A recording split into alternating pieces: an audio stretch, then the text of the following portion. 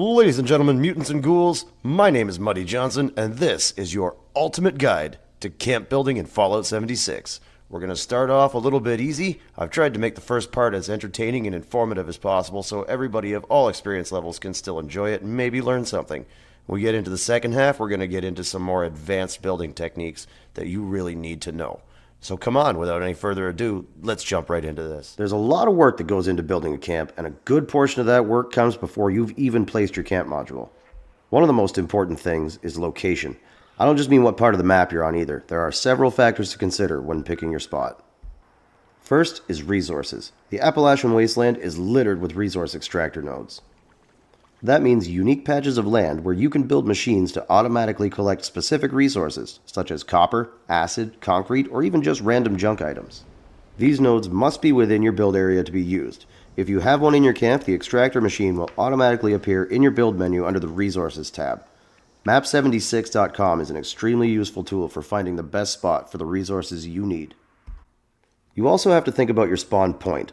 When traveling to your camp, it will always place you north-northeast of the camp module. If you're going to build something with a designated main entrance, you'll want to orient that towards the northeast.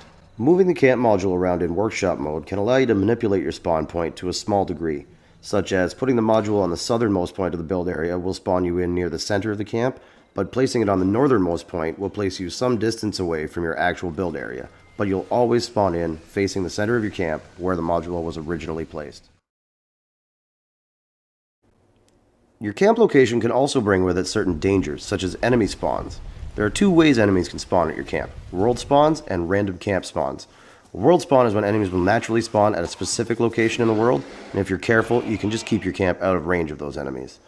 Random camp spawns, however, depend entirely on where you are on the map and what type of enemies are allowed to spawn there. Sometimes they will be groups of enemies, sometimes they will be wandering traders, but they will always spawn where your camp module is. This brings us to turret placement. You can only build 10 turrets, but other things in the turrets and traps category will also utilize that budget. Right here is where you can see how many you've built versus how many you can build. Lots of newer players will just drop a circle of 10 turrets around their whole camp and call it a day, but that's not really necessary. Knowing where the world spawns are and placing your camp module near the world spawn can allow you to defend almost any location with just 1 to 3 turrets, but not at Lake Eloise. Don't build there. Next up, we got to talk about budget management. A lot of newer players will just fill most of the build area with a single giant cube. And by the time they add a second floor and a roof, there's no budget left, and you end up with nothing more than an empty warehouse with 3 crafting benches and a popcorn machine up against the far wall. You have to keep your budget in mind when planning your build. It's really easy to get caught up in making rooms bigger, I know. You see that beautiful green circle of your build area, and it's so far away. You have so much room. But wait. Bigger isn't necessarily better. Take that empty 5x5 bedroom you built and knock it down to a 3x3. That 7x7 main hall, take that down to a 5x5. Now all of a sudden, your cold, empty warehouse is now a fully furnished, cozy home. It's not exactly the floors and walls taking up your whole budget either. It's a combination of everything, but the more space you have to fill, the less budget you'll have to fill it with. There are a number of extremely useful resources online to help more with budget management, such as the famous Flamingo unit chart. There will be a link to that in the description. Basically, the lawn flamingo under floor decor is the smallest budget item available, and they base the unit of measurement on that. I think they specifically chose the flamingo because it is still mildly amusing to have a popular unit of measurement known as FU. In adventure mode, the camp has a total budget of 500 FUs, so here's just one example to help you understand where your budget is going. Each wall piece only costs 1 FU, but that means all the smaller wall pieces cost the same as a full wall, so you really don't want to be using 2 half walls when you don't need to. It's those kinds of little things you wouldn't normally think of that will just devour your budget. So always be conscious of the budget, and anytime you build anything at all, just take a step back, take a breath, look up into that top right corner, and ask yourself, is there a cheaper way to do this? And keep in mind, resource generators are not budget friendly. Use them wisely. If you're planning on developing a building addiction like I have, you're going to need resources. Extractor nodes and resource generators are one way to get what you need, but it's very slow and inefficient. If you're building a new camp every couple of days, you're going to be spending a lot of time and caps at the White Spring Mall. The faction vendors here will sell all kinds of bulk scrap. On screen right now, you'll be seeing the vendor inventories. They don't always have the same inventory, but each one will always spawn a standard inventory of 3 or 4 items and a random chance to sell other items.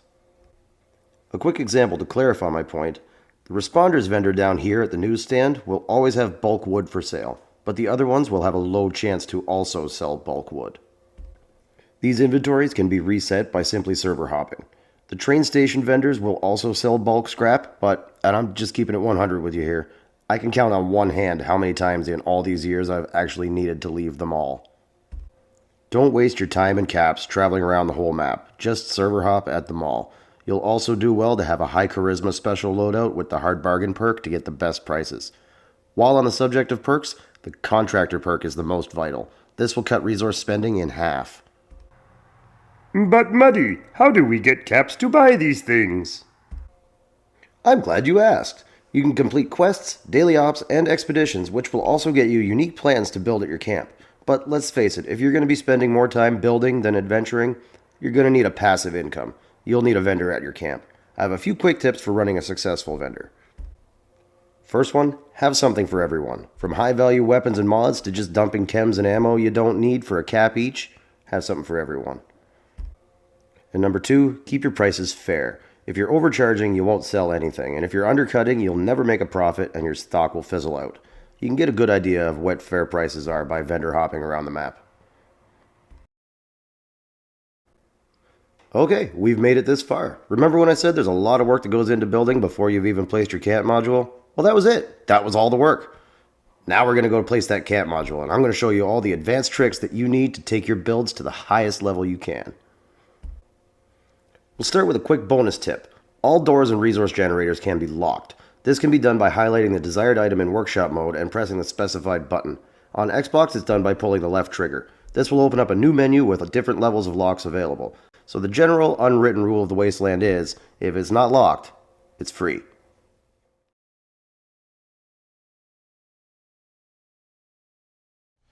Alright, I am here, live, on location, and we're not messing around anymore.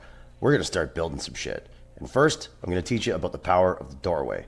If we were playing chess, the doorway would be like having a second queen on the board. We're going to get into some more moves you can make with it later, but for right now, we're going to stick with double walls. So most people are already familiar with double walls. It'll usually go something like this. You're going to scroll all the way down the list to the barn wall and select the barn doorway. You're going to put one here and then turn it around and they will snap back to back. And now you have beautiful double interior walls that you can put your wallpaper on, and you can just replace and scroll all the way back up the list to the walls that you wanted to use. But I'm about to change all of those rules on you. So I recently learned that with these 10 wall kits that I have set up here, you can snap any other full wall from any other kit to their doorways, which makes it a whole lot faster and a whole lot easier. I'll show you.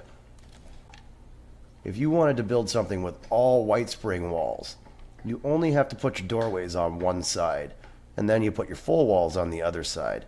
And then when it comes time to actually switch the walls, the last one you had selected will be automatically there. So you only have to push 3 buttons, no scrolling through any lists, none of that extra work, and you have your beautiful double-walled house with everything all set. And this also works with window tiles and every other kit. Play with some different combinations. You'll find some unique stuff that you never even imagined. Over here we got the walls of shame. This doesn't work with any of these doorways. You can't snap their own doorways to them or any other walls. So if you're building with any of these, well, you're still going to have to scroll through a list to switch half of them. But hey, I saved you some work. Now, anybody who's built rooms on an upper floor of their house has run into this problem at some point. It won't let you place your wall facing inward because you have a wall down here. Well, the easy solution to that is double walling downstairs. All you got to do is put that wall there, and then you can go upstairs if you can find the stairs, and your wall will snap in facing the right way every time. And then you can just go down and take this wall out if you didn't want to have a double wall there. Which brings us to vertical double walls. So here is a problem that a lot of players have. They want to put stairs and they want to have this nice wall around it, but there's no floor there. You can't put your double wall no matter what you try. Well, you got to put a wall at the bottom of the stairs. Now, most stair kits will not allow you to do this. You can't put a wall, even a doorway, right here. You can put one on this side, which is fine because you're going to need one there for this. But you can't put one at the bottom of the stairs. Now, there are two staircases I've found that you can. There's Fort Fortress one, and then all the way at the end here, the newest one, the gangplank ramp. Both of those will allow you to put that wall there. But if you don't have access to those, you're going to have to build a temporary staircase unit, which I've got it set up right here. As long as it's coming off of here and it's in the ground and it's all snapped together properly, it's supporting your upper floor, and you can pop that right out. Now you can put your wall back down where you want it. If we get it, and now you can put your other walls right up on top here. Oop, not that one. And because these are doorways, you can just take them out. And now you have your floating upper interior double walls.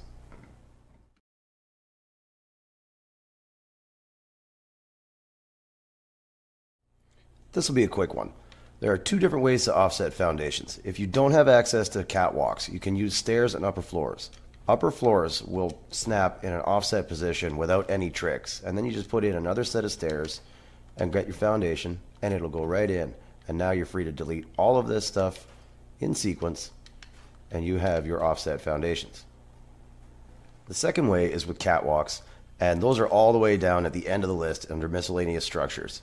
You're going to want the half-size catwalk, and you just snap that right there, and then you're going to put in a placeholder foundation, and then take out the catwalk. Now all you got to do is move this over, and take this one out, and there you go, your offset foundations. To offset foundations vertically, you're going to need a couple of things: a porch, a foundation, and these foundation stairs. You'll notice that they snap in at different heights on the foundation and the porch. So to raise your foundation up, you snap the stairs to the porch, move your porch out of the way, and get your foundation in there. This can be repeated over and over by moving the porch back in and snapping the stairs up to its level. Rounded structures are a lot easier than you would think they are, and it all comes back to doorways. The doorways will allow you to remove the foundation that they're snapped to, using the ghost image of the foundation that you're currently moving to line up your next piece, where you can place in your wall and continue this as much as you want until you've gotten your rounded structure.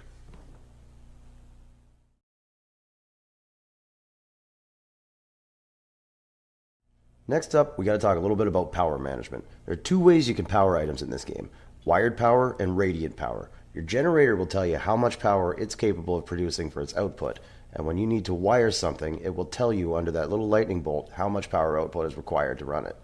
If it doesn't require a wire, it won't have a number there. For some people, generating radiant power requires a whole bunch of these power connectors and a whole bunch of wires all over the place. But in the Atomic Shop, you can get the utility box generators. They will generate radiant power without the use of any connectors or wires. This full-size fusion generator one will actually power the entire build radius of your camp if you place it in the center. However, we all know damn well you're not here for me to tell you how power works. You're here for me to tell you that power connectors and wires have a decided advantage over the utility box generators. That decided advantage is dynamic lighting through short-range power radiation and manual control. If you select a power connector in build mode and approach a radiantly powered item, it will automatically highlight whenever you're in range of that connector's power radius. However, it won't be highlighted if you are not in range, which means with clever placement, you can create dynamic lighting all over your camp. And if you place a switch between the generator and the connector won't radiate power unless the switch is powered on. Which means I can have a switch back here to control the spotlight for the main stage, but I can have a switch over here to control the stage lights and the house lights.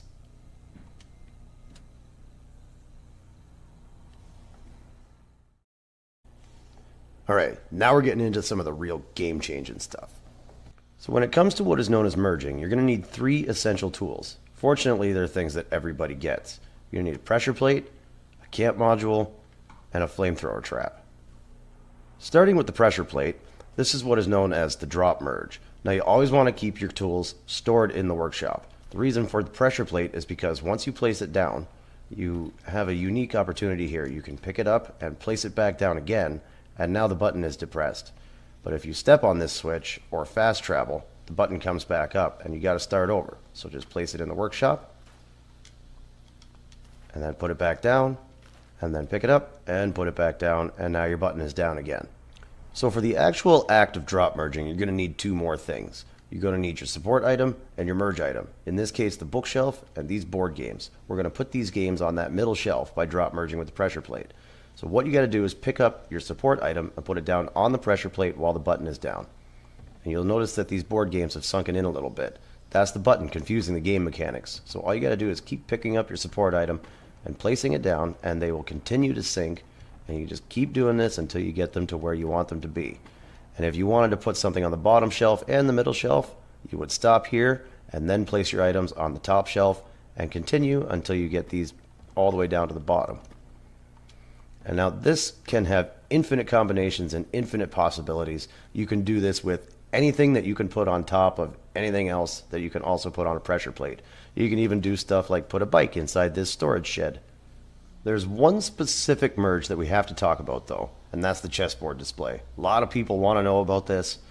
When you put a chessboard down on something and drop merge it, it's going to go either too high or too low, and the bottom of your displayed item will be missing. Now, most people's solution to this is put it on a poker chip, and that works just fine. No problem with that. Do that. But not everybody has the poker chip. So I found that it works just as well, maybe even better, on a welcome mat. And everybody has access to the welcome mat. But you'll see how the drinking glass is up higher, sitting properly on the table with the one that was on the welcome mat. Now the camp module merge is the exact same thing, but it's reverse. It's going to raise things up. So if you placed your item too low on the shelf, you could place it on the camp module, and all of a sudden they've gone up a little bit. Now you might have to fine tune putting it back on the pressure plate, but this can fix something without having to actually completely redo it. But it also works great if you wanted to make like wall-mounted shelves. You can stack these items by just clicking it right away, and then you can bring it over to your camp module, place it on top, and this shelf above will start to float. And then all you got to do is take this and place it up against your wall, and you've got yourself a nice little kitchen set. Now we're getting into the fun stuff. Horizontal merging with the flamethrower. Now again, you always want to keep your tools stored. And the flamethrower this time, because you'll see it has a health bar, and that goes down every time you use it. But if you store an item in the workshop and then replace it, it will be fully healed. See? No health bar. It's fully repaired. Okay, I've got this all set up, and hopefully I can explain it properly. The Army base wall and the corroded concrete wall, this one from the Atomic Shop and this one from this current season, Milepost Zero, seem to be the only walls now that have zero collision once they've been destroyed. The abandoned mine wall here used to be able to do this, but not anymore. So what you want to do is go out of workshop mode and trigger your flamethrower trap. Now you can also attach a power supply to it. It's the same thing, whatever you prefer. And you're going to destroy that wall. So now you're going to want to store your flamethrower trap, and you can do all kinds of things with this. You can put these stair posts inside your wall, or you can even put other walls inside your walls. And this can come in real handy for things like putting glass in windows. Oh, come on, there you go.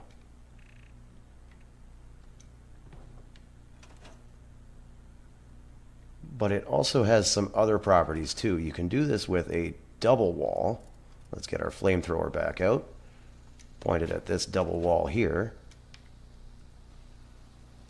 And you can do even more fun things, like hide these powered doors inside it so they don't ruin your decor.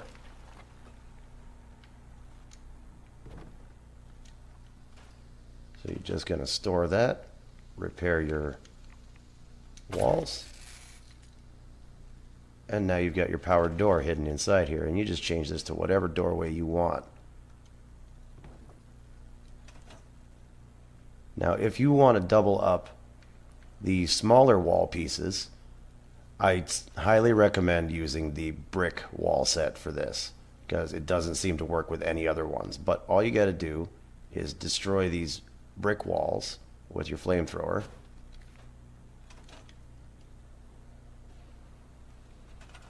And the problem with the brick walls is they actually have more hit points than any other wall, so it takes a little while with the flamethrower to burn them down. So while we wait for that, we will go highlight that wall that we want to use. Look at that. See, it still didn't even burn it down. There it goes. You'll see the health bar going down there now. Now we'll move this and see if we can catch it and burn down that one too.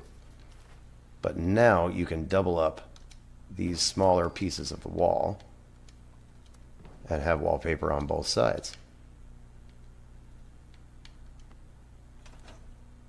And it works with all of the small wall pieces. Just do it with the brick set. That's the best way to go. The reason why I let merging go on for so long was to demonstrate that it requires a lot of patience to get it done right. Tile swapping, however, is all about efficiency. So let's rock. First up, floor patterns. Whenever I start building something, I always use this starburst linoleum pattern because it's the easiest one to tell if all of your floors are going the right way. Once they're all going the way that you want them to go, you can change it to the ones that you wanted to use in the first place, and you got it.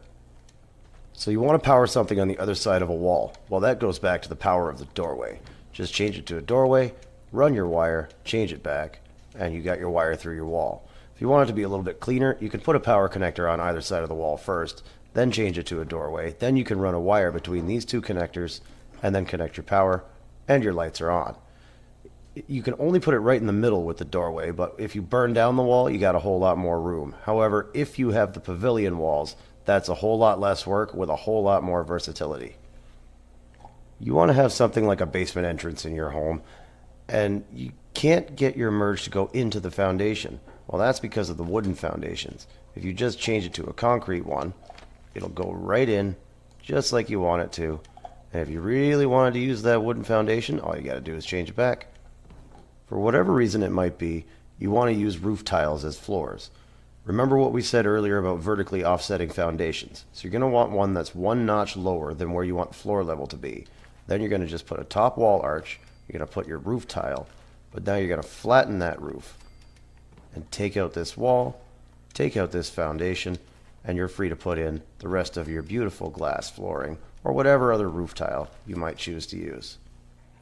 There are so many different applications for tile swapping. I couldn't possibly get into all of them right now, but you've gotten the basics. Start playing around with this and you'll be a master of it in no time. Going underground can be used to achieve a lot of different things, and there are a lot of different ways to do it, the terminal, the base, but the most efficient is the symptomatic on rugs. Now first you're going to want to make sure you have at least one foundation with a set of stairs, because if you're going to build underground, you're going to want to attach it to those stairs. That way you can remove pieces while you're down there. So first you're going to pick up your symptomatic and you can bring it over where you have your rugs. I like these big rugs. They're the biggest. You're going to want to put that on there, and then you're going to have this rug go on top of this rug. And then you're going to want to bring out your pressure plate. And we know how this goes. This is just drop merging. Once you've got it all merged down and it looks like this, now you're ready to put it into the ground. Once that rug goes down, it's in. And you'll just want to make sure you have it facing towards where the stairs are, and you're ready to go underground. Aside from the obvious novelty of just building a house underground, you can use this method to also achieve special effects in your builds. Then when you're ready, you just click on the symptomatic and it will automatically teleport you underground. You move your thumbstick to come out sooner and you're standing on that big old rug that we put down there. Now I got all these chimneys down here, which I put there with tile swapping and doorways to create the smoldering floor effect up there. And if you look this way, we got a generator and a wire going suspiciously towards the middle of the house. That is connected to a pressure plate up here on the surface, which sets off the explosion.